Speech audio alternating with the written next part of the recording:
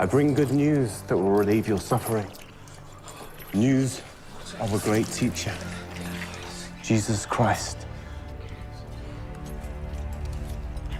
Open your hearts to Jesus, and you will have everlasting life. Abakristo twugarijwe n'ibibazo impande n'impande. The disciple James, brother of John, has been captured by the authorities. Rimwe na rimwe bigaragara ko nta cyizere cy'ejo hazaza. Gusa dufite inkuru nziza, tugiye kubona ubutabazi. Umwami wacu Yesu agiye kugaruka, ibintu byose bijye ku murongo. Ibi bigomba kudutera ibyiringiro. Tugiye kurebera hamwe ingengabihe mu minsi y'imperuka. Turareba ukuntu ibintu byose bihura ubwo turaba tuganira ku myaka 1000 ya nyuma mu mateka y'isi. Dufite ibika bitatu muri iki kiganiro: ibizaba mbere y'imyaka 1000, ibizaba muri iki gihe cy'imyaka 1000 na nyuma y'iyi myaka 1000. Tugiye gushyira ibi ku murongo dukoresheje Bibiliya. Biragufasha nufata agapapuro ugashyiraho ibika bitatu mbere, hagati na nyuma y'imyaka 1000. Hanyuma ukaza gushyira amasomo ya Bibiliya mu mwanya wayo. Tubahaye ikaze ku bimenyetso by'ibihe Ministries. Ese ni ibiki bizaba mu itangira ry'iyi myaka? Barazuka bimana na Kristo imyaka 1000. Ibyahishuwe igice cya 20:4.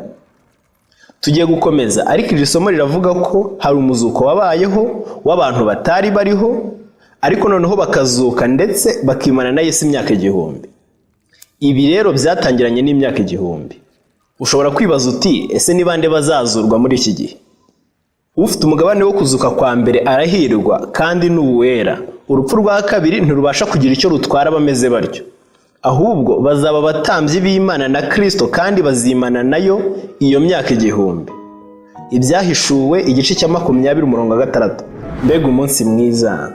Ubwo Yesu azagaruka, hanyuma tugakurwa mu bituro kandi tukongera guhura nabo twakundaga. Bishoboka ko naba nkiri muzima ubwo Kristo azagaruka, gusa sinjye ubigena bibi uko ishaka. Uyu murongo uvuga ku muzuko wa mbere.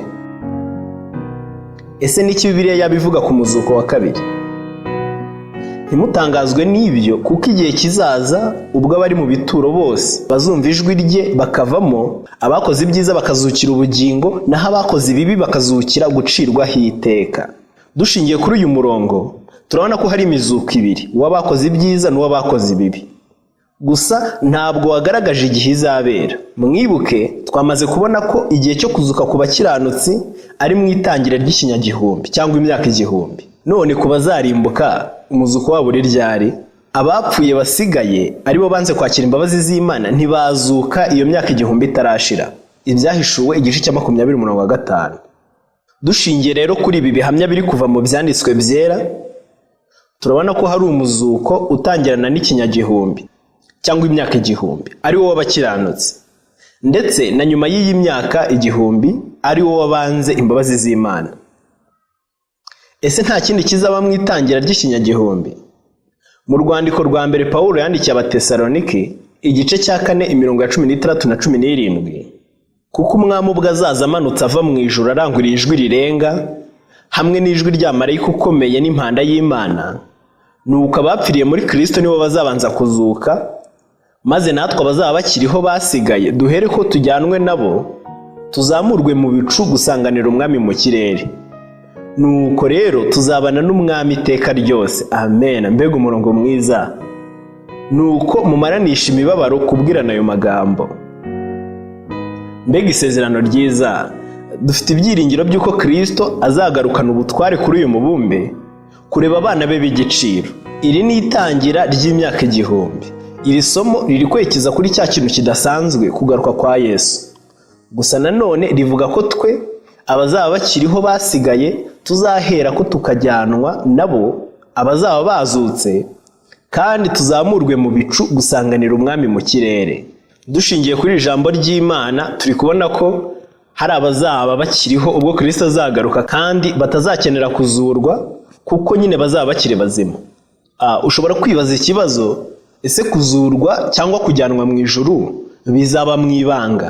Oya, ibi bintu ntibizaba mu ibanga nk'uko bitekerezwa na benshi. Inkomoko y'inyigisho y'ikinyoma ivuga imyaka 7 y'akaga no kujyanwa mu ijuru mu ibanga yigishwa mu matorero ya Giprotestanti.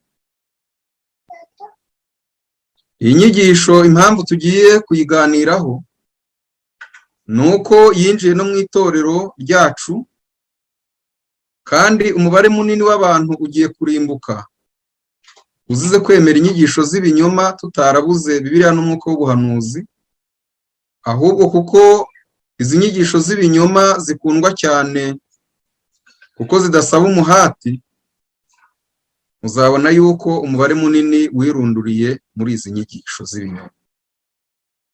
Hari inyigisho uyu munsi imenyerewe kandi yigishwa mu matorero ya Giprotestanti yitwa kujyanwa mu ijuru mu ibanga cyangwa secret rapture.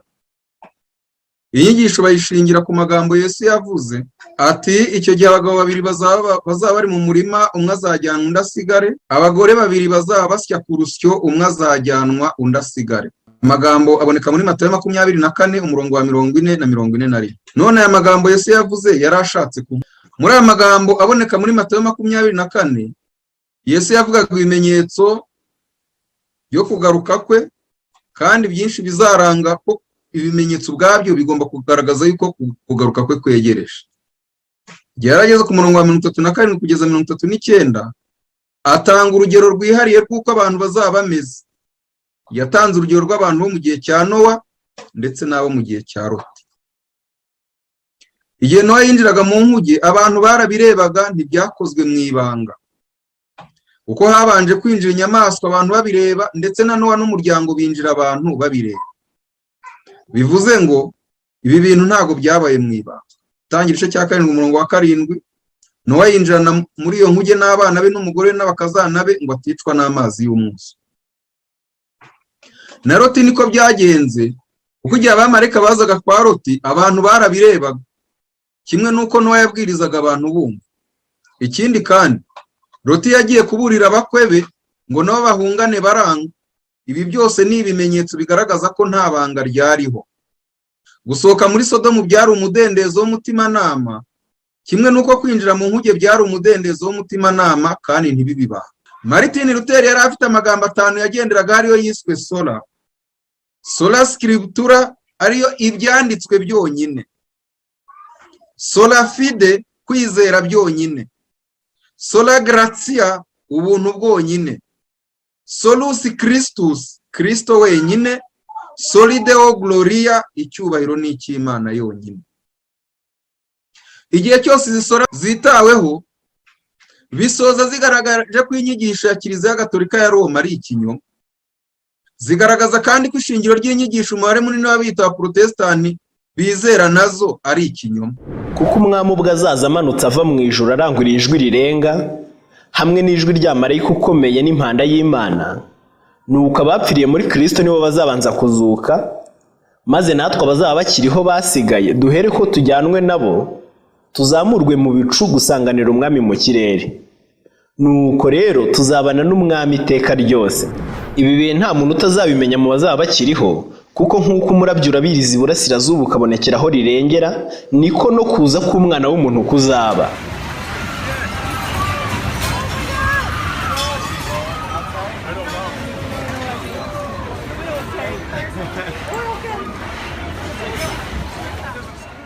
Ibyahishuwe igice cya 1 umurongo wa 7, dore arazana n'ibicu kandi amaso yose azamureba.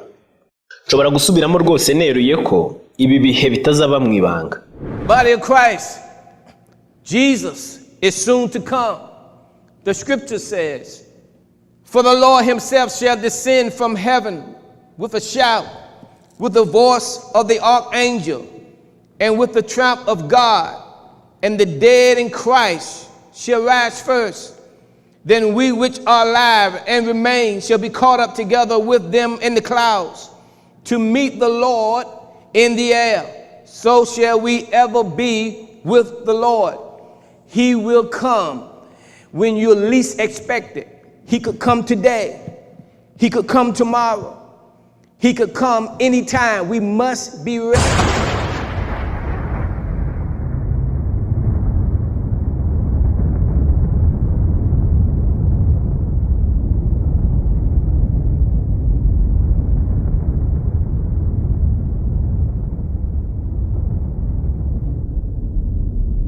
Ubutumwa bwiza bwa Yesu Kristo ko bwanditswe na Matayo igice cya 25 umurongo wa 31. Umwana w'umuntu ubwo azazana n'abamarayika bose afite ubwiza bwe, nibwo azicara ku ntebe y'ubwiza bwe. Tugaruke ku ngingo yacu. Bibiliya ikomeza igaragaza ibizakurikiraho mu itangira ry'imyaka 1000. Ibyahishuriye Yohana igice cya 16 umurongo wa 18, habaho imirabyo n'amajwi no guhinda kw'inkuba, habaho n'igishyitsi cyinshi. Igishyitsi kimeze gityo ntikigeze kubaho uhereye aho abantu babereye mu isi. Niba wumvishe neza ibizakurikiraho, tubwiwe igishyitsi gikomeye cyangwa se imitingito bizabaho, kandi nta bindi nkabyo byabayeho mu mateka y'isi. Ibi bizatigisa isi cyane.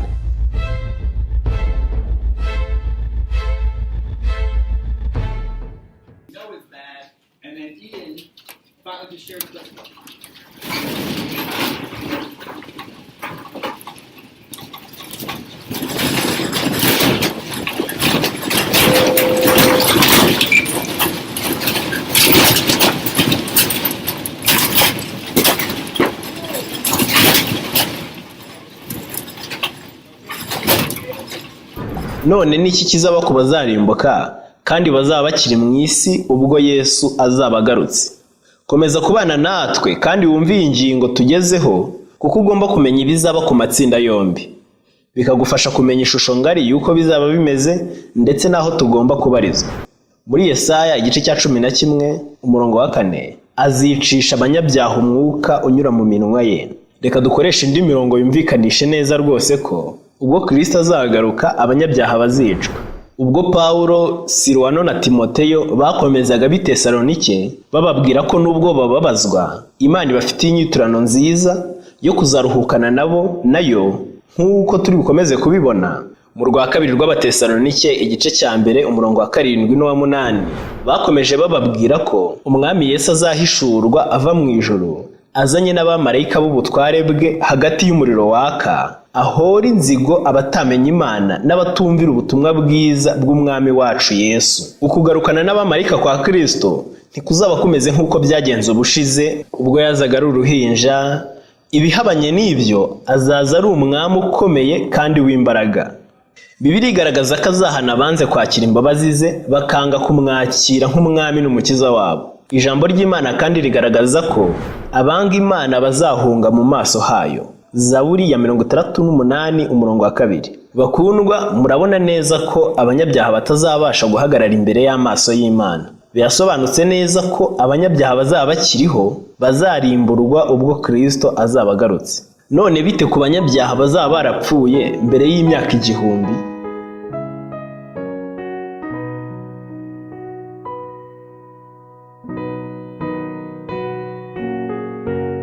Ubwo rero dushingiye kuri Bibiliya, aba bazazuka igihe imyaka 1000 izaba irangiye. Abapfuye basigaye ntibazazuka iyo myaka 1000 itarashira. Ibyahishuwe igice cya 20 umurongo wa 5. Abavugwa aha ni abanyabyaha bazaba barapfuye. Incamake y'ibyo tubonye bizaba mbere y'imyaka 1000. Kugaruka kwa Yesu Kristo.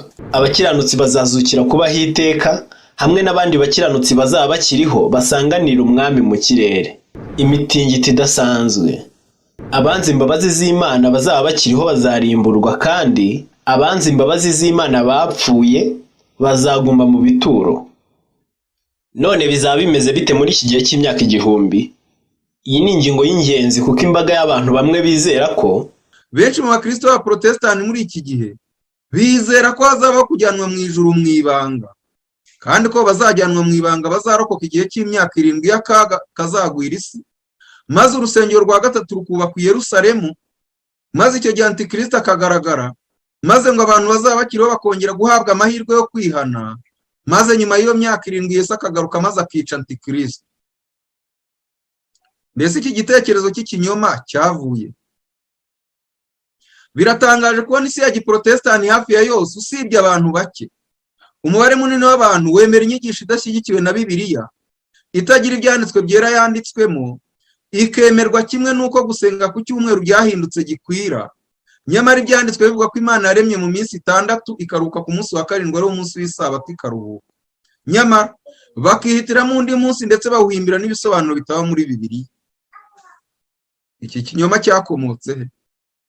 kuba mu kinyejana cya 14 kugeza mu cya 18 mu itangira ry'ubuprotestani habayeho gusobanura mu buryo bwimbitse hashingiye ku byanditswe ko Antikristo ari papa w'i Roma kandi ko inyigisho za Kiliziya Gatolika zirwanya Kristo.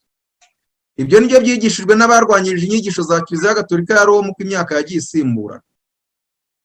Muri abo twavuga John Wycliffe, John Oldcastle, Matthias of Jano, John Hus, William Tyndale, kandi Tyndale yize muri kaminuza ya Oxford na Cambridge. Uyu ne wahinduye isezerano rishya arikura mu Kigiriki arishyira mu Cyongereza. Martin Luther, John Pavy, Nicholas von Amstorff, Philip Melanchthon, Ulrich Zwingli, John Knox, William Fulk, Heinrich Bullinger, Nicholas Ridley, John Hopper, Thomas Cranmer, John Bradford, John Jewell, John Napier, John Wesley ne washinze itorero rya Methodiste, Isaac Newton, umwe mu bascientifique bakomeye ku isi, w'umunyamibare na fizike, umufilozofe, umwarishimiste, astronome, ndetse akaba n'umuntu wize teoloji w'umwongereza. Hari namwe mu Protestant no muri Amerika nabo bahamije ko Papa ari Antikristo, barimo Samuel Lee, Roger William, Cotton Mather, Samuel Cooper. Igitangaje bihuriweho na benshi cyane. Ariko se n'iki Bibiliya yigisha kuri iyi ngingo? Igitabo cya Yeremiya mu gice cya 25 umurongo wa 30 haranditse ati: uwo munsi abishwe n'Uwiteka bazaba hose uhereye ku mpera y'isi ukageza ku yindi, ntibazaririrwa cyangwa bakoranywe habe guhambwa, bazaba nk'amase ari ku gasozi. Muri iki gihe cy'imyaka 1000 imirambo y'abakiranirwa izaba iri mu isi, nta n'umwe uzasigara ari muzima muri iki gihe. Iyi ngingo kandi ni ingenzi cyane kuko iduha gutahura ikinyoma gikomeye cyabaye gikwira ko ngo hazaba andi mahirwe muri iki gihe cy'imyaka 1000. Iyi ni inyigisho iyobya rwose kubera ko ituma haba kwibeshya no kwishuka, iha abantu ibyiringiro bipfuye ko ngo badahisemo kwakira Yesu hari andi mahirwe bafite. Nyamara Bibiliya irasobanutse neza. Dufite amahirwe amwe masa, amahirwe yo kwakira Yesu muri ubu buzima turi kubamo aka kanya. Igihe rero Yesu azagaruka cyangwa dupfuye bizaba birangiye. None kuza kwa Yesu kuri mu buryo bungahe? Nibyo nayo ntangiye kuvuga. Icyambere, ijambo ry'Imana ritubwira mu buryo bweruye ko kugaruka kwa Yesu Kristo ubwa kabiri nawe bizatungura, kuko byinshi mu bimenyetso yavuze bizafasha abari maso. Abagize gute? Abari maso kumenya neza igihe cyo kuza kwe ko kwegereje. Ariko kandi tunabwirwa mu gitabo cy'intambara ikomeye page 447, igitabo gitoya amagambo akurikira. Tugiye gusoma mu ntambara ikomeye ntoya page 447 agasubika 4 aya magambo: ijwi ry'Imana ryumvikanira mu ijuru ritangaza umunsi n'isaha byo kugaruka kwa Yesu no guha abantu bayo isezerano rihoraho. Ayo magambo yumvikana mu isi ameze nko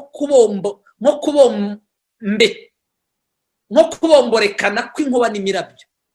Bishatse kuvuga ngo niba ijwi ry'Imana ryarumvikaniye mu ijuru ritangaza umunsi n'isaha byo kugaruka kwa Yesu, icyo ni ikimenyetso kigaragaza yuko kuza kwa Kristo bwa kabiri nta mwana w'Imana n'umwe bizatungura. Cyakoza hepfo muri aya magambo ukagenda akomeza, aya magambo arakomeza, muzasoma musange ababi n'abanyabyaha ntabwo igihe Kristo azaba arimo gutangaza umunsi n'isaha byo kugaruka kwe bizumvikana mu matwi y'abanyabyaha nk'inkuba zikubita, bazatinya kandi bagira ubwoba, mu gihe abana b'Imana bo bazaba bumva ijwi ry'umwami wabo ribatangariza umunsi n'isaha agiye gutungukira ku bicu. Bishatse kuvuga ngo kuza kwa Yesu nta mwana w'Imana bizagira gute? Bizatungura. Niba rero tubwirwa kuba maso wowe utazi igihe, bishatse kuvuga ngo si igihe cyo kugaruka kwa Kristo bwa kabiri kuko nta mwana w'Imana bizatungura, ahubwo ni iki bishatse kuvuga? Reka turebe kuza kwa Kristo mu bundi buryo icyo bishatse kuvuga. Nkuko twabisomye mu murongo wa 35 ujye cya 12 mu butumwa bwanditswe na Luka n'uwa 36, Kristo aradusaba guhora dukenyeye kandi amatabaza yacu agahora yaka, tugategereza Kristo aho azagarukira ava mu bukwe. none kristo yagiye mu bukwe ryari? Mwansubije kuba mu bukwe byo bishatse gusobanura iki? Mwabisubije simbibasubizamo. Ubwo se kugaruka ava mu bukwe byo bisobanuye iki?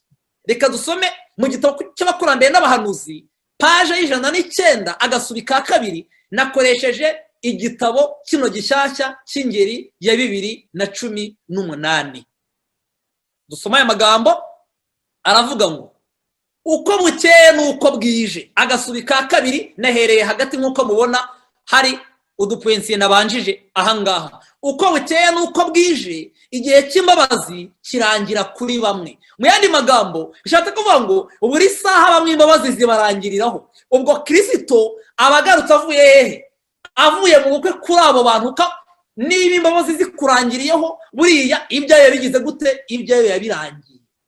Nubwo wakomeza kubaho, nubwo wakomeza guterana, nubwo wakomeza kurya no kunywa, icyo waba ukora cyose, niba Kristo agarutse bizaba birangiye. Koresha amahirwe ufite muri aka kanya mukundwa. None bite na Satani n'ibyo azaba akora muri iki gihe? Mbona marayika amanuka ava mu ijuru afite urufunguzo rufungura ikuzimu, afite n'umunyururu munini mu ntoki ze. Afata cya kiyoka aricyo ya nzoka ya kera ariyo mwanzi na Satani, akibohera kugira ngo kimare imyaka 1000. Ibi byerekeza ku kuba Satani azaba mu mwanya aho atazashobora kongera kuyobya muri iki gihe cy'imyaka 1000. Azaba ari mu mwijima kandi azitegereza kurimbuka n'ibyago yateje. Muri make azaba ari kureba ingaruka zatejwe no kwigomeka kwe.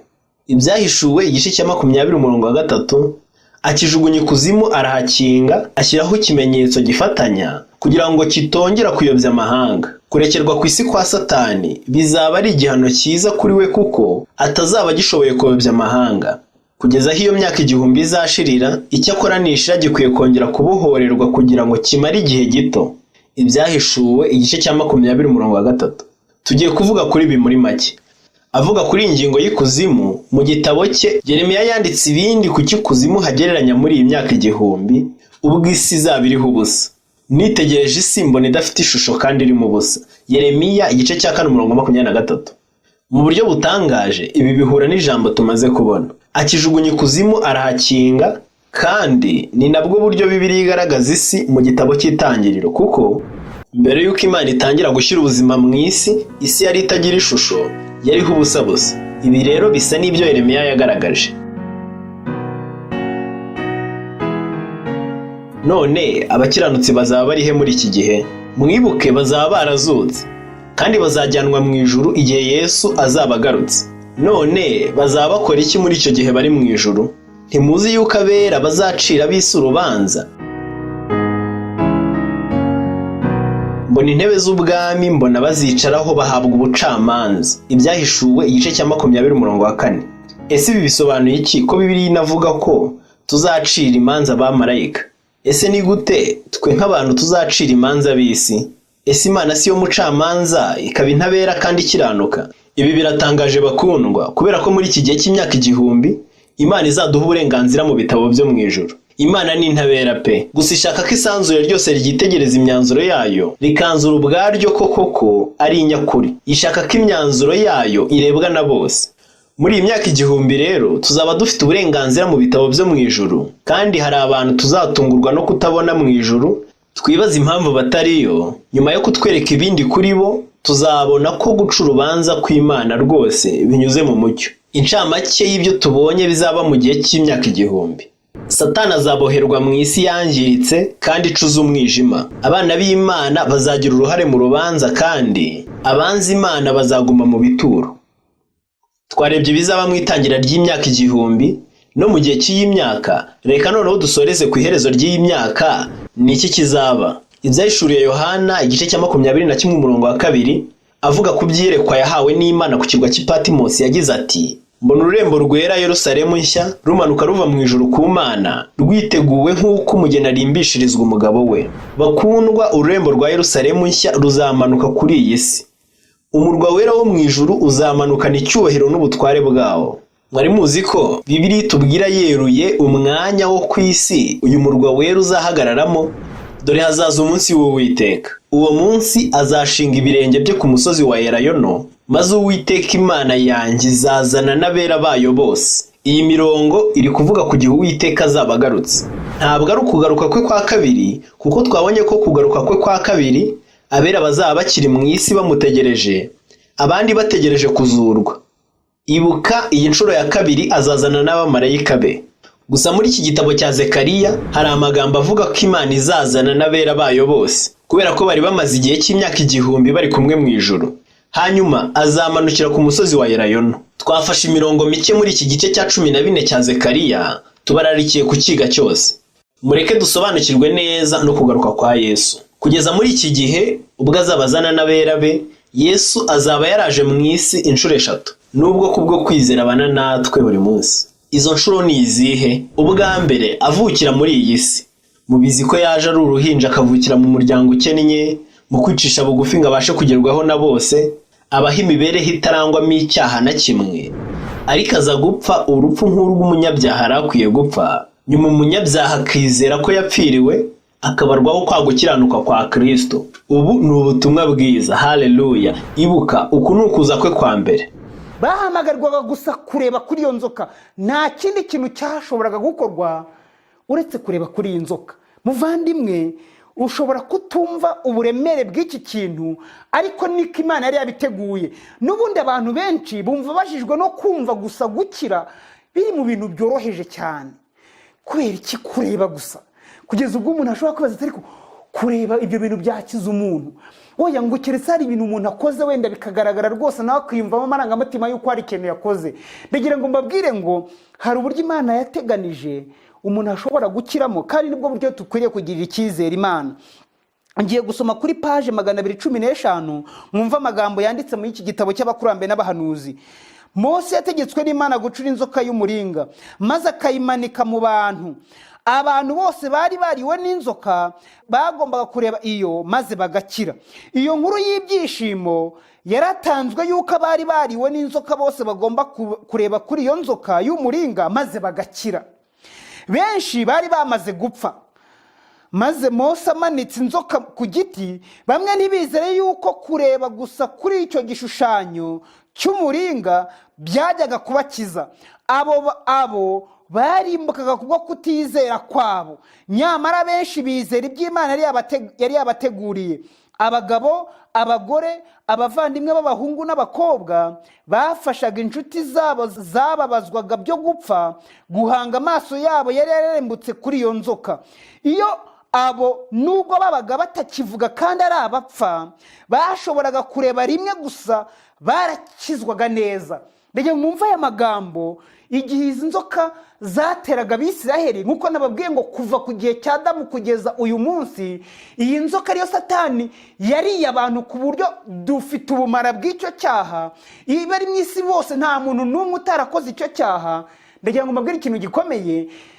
Mose yatakiwe n'Abisiraheli bamaze kumenya ko inzoka zabarembeje, abwirwa gucura inzoka imeze nk'izo akayimanika ku giti cy'ibendera.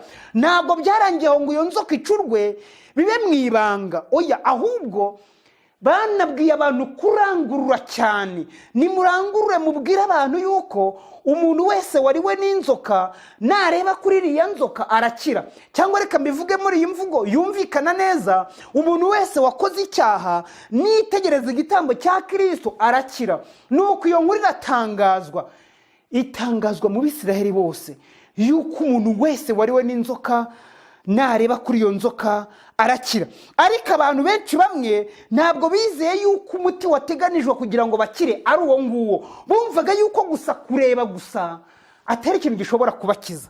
Mwumva amagambo ngiye gusoma kuri kera avuga ngo kumanika inzoka y'umuringa byaje kwigisha Abisiraheli icyigisho cy'ingenzi. Ntibashoboraga kwikiza ubusabwe bwari mu bisebe byabo. Imana yonyine niyo yashoboraga gukiza. Nyamara kandi bagombaga kwerekana yuko bizeye iby'Imana yari yabateganirije. Bagombaga kureba kugira ngo bakire. Kureba iyo nzoka byerekanaga kwizera kwabo. Imana ishimwe cyane. Kureba iyo nzoka ntabwo kuyirebaho gusa byari ikintu gishobora kubakiza, ariko kuko umugambi w'Imana warateganije yuko umuntu agomba gukira arebye iyo nzoka. Ibyanditswe byera biratubwiye ngo byabaga bigaragaje yuko uyu muntu yizera.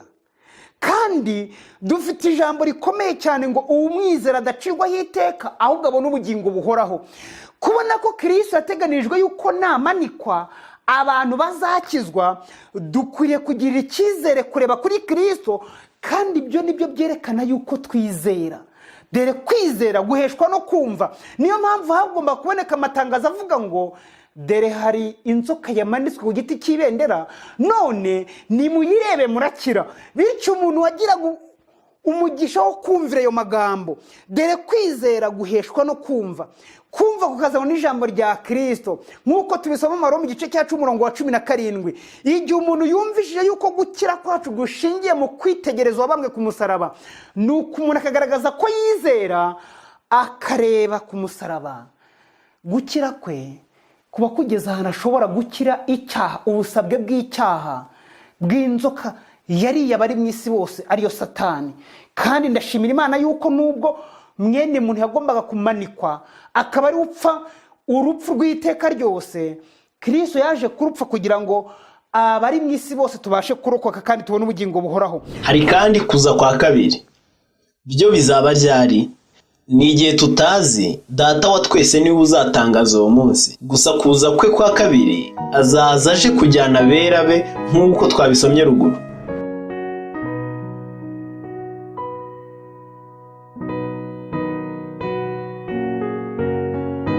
Rero reka turebe kuri ibyo ngibyo mwiyobokamana. Iyi ni Religion News Service. Baravuze ngo kuza kwa kabiri kwa Mesiya kwabayeho kuri Pasika ya 2021.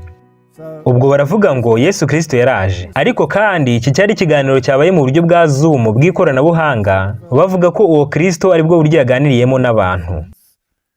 Baranditse ngo ku cyumweru cya Pasika ishize kuri tariki 28 Werurwe 2021 nibwo uwitwa Yinsheni Mesaya ari we Mesiya wo kuza kwa kabiri yakoresheje ikiganiro ku ikoranabuhanga cyitwa ngo kuza kwa kabiri, kugira ngo atangaze ko igika cya mbere cyo kugaruka kwe mu kinyagihumbi gishya no guhishura amayobera y'imyaka 2000 y'igitabo cy'ibyahishuwe. Byo biratangaje cyane. Aha tuhafite Israel Today. Banditse ngo umurabi mukuru muri Israeli yavuze ngo izina rya Mesiya vuba cyane rigiye guhishurwa. Ubwo ngo uwo Mesiya agiye kwigaragaza. Niyo makuru arimo aratangazwa mu isi kandi afitanye isano n'amatorero yaguye. Rero uyu murabi mukuru muri Israeli yavuze ngo vuba cyane Imana igiye guhishura izina rya Mesiya kandi asaba abantu kumwitegura. Ubwo rero aravuga ngo dukeneye ubumwe.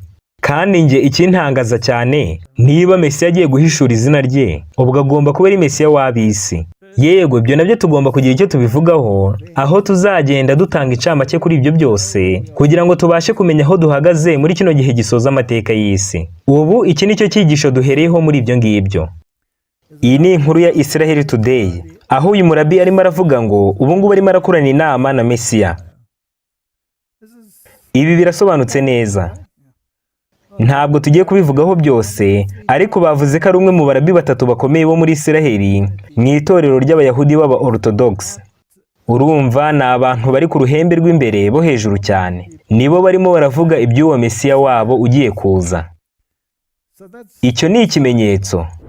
Kugaruka kwa gatatu nako twakubonye ruguru. Ni igihe Uwiteka azazana n'abera be na Yerusalemu nshya mu isi. Bizaba bimeze bite?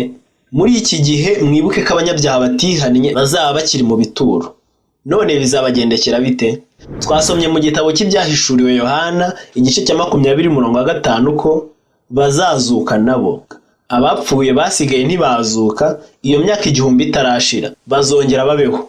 None niki kizaba kuri Satani? Kuko nkuko twize azaba atabasha kugira uwayobya muri iyi myaka 1000. Ikizamubaho nuko azabohorwa akavaho yarabohewe. Tubisoma mu gitabo cy'ibyahishuriwe Yohana igice cya 20:7-8. Iyo myaka 1000 nishira, Satani azabohorwa avaho yarabohewe. Azasohoka ajye kuyobya amahanga yo mu mfuruka enye z'isi, gogi n'amagogi kugira ngo ayakoranyirize intambara. Umubare wabo ni nk'umusenyi wo ku nyanja. Aha umwanzi azongera gukomeza ibikorwa akunda cyane, ari byo kuyobya amahanga yo mu mfuruka enye z'isi. Kandi azategurira abanyabyaha batihannye kurwanya umurwa wera. Birumvikana hazaba harimo abantu bari abasirikare bakomeye n'abanyembaraga bose bapfuye batihannye. Tuzareba uko bizagenda, gusa agomba kurutegura nk'urugamba rudasanzwe. zirikana ko imico uzapfana ari nayo uzazukana, biguhe kwitegura rero. Imico yawe nicyo kintu uzabasha kujyana mu ijuru mu byo utunze. Ubwo rero kuko abapfuye batihannye bazazukana imico y'ubugambanyi, kugira nabi n'ibindi, bazashaka gutera umurwa wera w'Imana bishuka ko ahari bawigarurira. Ese nturi kwibaza uko bizabagendekera mukundwa? Reka tubisome mu gitabo cy'Ibyahishuwe igice cya 20:9. Bazazamuka bakwira isi yose, bagota amahema y'ingabo z'abera n'umurwa ukundwa. Umuriro uzamanuka uva mu ijuru batwike,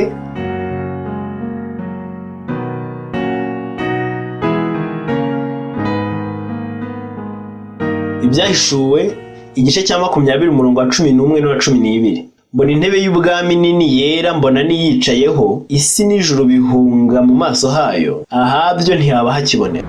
Mbona abapfuye, abakomeye n'aboroheje bahagaze imbere y'iyo ntebe, nuko ibitabo birabumburwa, kandi n'ikindi gitabo kirabumburwa, ari cyo gitabo cy'ubugingo. Abapfuye bacirwa imanza z'ibyanditswe muri ibyo bitabo zikwiriye ibyo bakoze.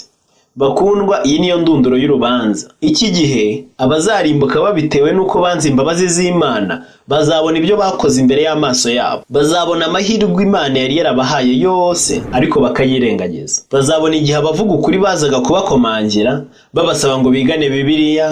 Bazabona abo bakoranaga bakabasaba gusengana ku kazi, babaha Bibiliya bakabyanga byose. Tuzareba uburyo Imana izakoresha ibereka ibi byose. Gusa mukundwa, sinakwifuriza kuba muri uyu mugabane w'abazarimbuka. Ikindi kintu kidasanzwe mu bizaba uyu munsi ni uko Bibiliya ivuga ko amavi yose azapfukamira Imana. Abantu bazicuzanya ubwoba gusa bitagishoboka. Dusaba Imana ngo tuzabe turi mu murwa wera no muri aya mahema mukundwa igihe ibi bizaba birimo kuba. Gusa saha bizarangirira, kubera ko abagize Yesu umucunguzi n'umwami wabo bakamwakira binyuze mu kwizera, bakamukurikira ndetse bakanizera ubuntu bwe binyuze mu gitambo gihoraho, aba bazaba bari mu murwa wera. Iteka ryose tuzabana na Yesu umukunzi wacu. Amen. Ibyahishuwe igice cya 21:1. Mbona ijuru rishya n'isi nshya, nuko ijuru rya mbere n'isi bya mbere byari bishize, n'inyanja yari itakiriho. Numva ijwi rirenga rivuye kuri ya ntebe rivuga riti, dore ihema ry'Imana riri hamwe n'abantu kandi izaturana nabo, nabo bazaba abantu bayo, kandi Imana ubwayo izabana nabo ibe Imana yabo. Dushima Imana bakundwa. Ijambo ry'Imana twizera ritubwira ko iyi si izahindurwa nshya nk'uko Edeni yari imeze. Muri make, iby'ijisho ritigeze kureba n'iby'ugutwi kutigeze kumva, ibitigeze kwinjira mu mutima w'umuntu, ibyo byose Imana yabiteguriye abayikunda. Imana irashaka ko tuba muri uyu mugabane w'abazaba bakiri mu isi bakundwa. Iraturarika hamwe nanjye, kandi haracyari amahirwe yo kwihana tugasobanukirwa urukundo rw'Imana. Incamake y'ibizaba nyuma y'imyaka 1000. Umurwa wera uzamanuka ku isi.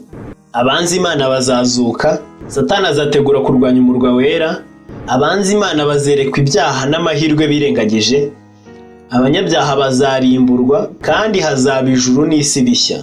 Ndatekereza ko ubu noneho ibi biri kumvikana neza. Kubyumva neza bizagufasha kumenya urukurikirane rw'ubuhanuzi buzaba. Icyo kwiga ibi bimaze ni ugutumbira Yesu, we byiringiro byacu bihebuje.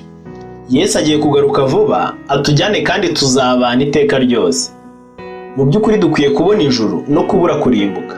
Tubyifurizanye rwose kandi tubiharanire. Sinakwifuriza ko umunezero nawe udashyitse w'akanya gato w'isi wakubuza ibyiza by'iteka. Yesu yaguteguriye umwanya mwiza mu ijuru wawe, kandi arifuza ko mwabanayo. Ibyo nibyo ngusabira ku Mana. Tubisabirane mu izina rya Yesu. Amen.